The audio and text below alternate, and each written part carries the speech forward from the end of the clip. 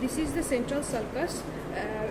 In front of the central sulcus there is precentral gyrus, and the functional area is primary motor area, which is area number 4, and it is responsible for the contralateral movement of the various part of the body. And in front of the precentral gyrus there is a premotor area, which is area number 6, and it is responsible for the programming of the movement and successful movement of the voluntary activities.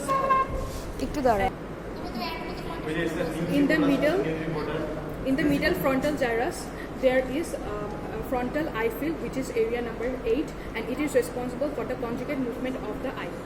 And in front of the motor and premotor area there is prefrontal area, and it is responsible for the personality and depth of the emotion.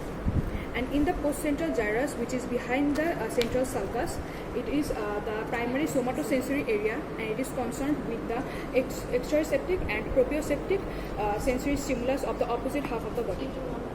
And in the superior parietal lobule, this is superior parietal gyrus sulcus, and above of it is superior parietal lobule. Here is area number 5 and 7, which is secondary sensory area, and it is responsible for the perception of sensation. Then we will go to the inferior frontal gyrus. This is inferior frontal gyrus, and there is area number 45 and 44, which is Broca's motor speech area, and its function is it acts as a motor speech center. And behind the posterior ramus, this is the posterior ramus of the lateral sulcus. Behind the posterior ramus there is area number 40 and 39, and it is the Wernicke sensory speech area, and it is responsible for the perception of speech and interpretation of language. And now we will go to the temporal lobe.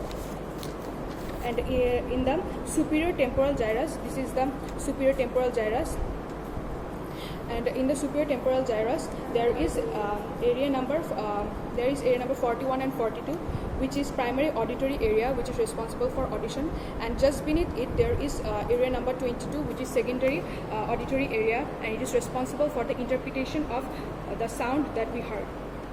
And in the occipital lobe, we know that occipital lobe is concerned with the vision, and in the below the calcarine sulcus, here we can see the calcarine sulcus, and below the calcarine sulcus here there is area number 17, which is the primary visual area, and it is responsible for the vision.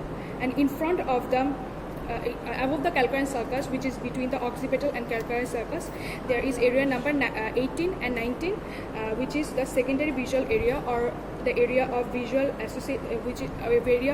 association. It is responsible for the recognition of the subject.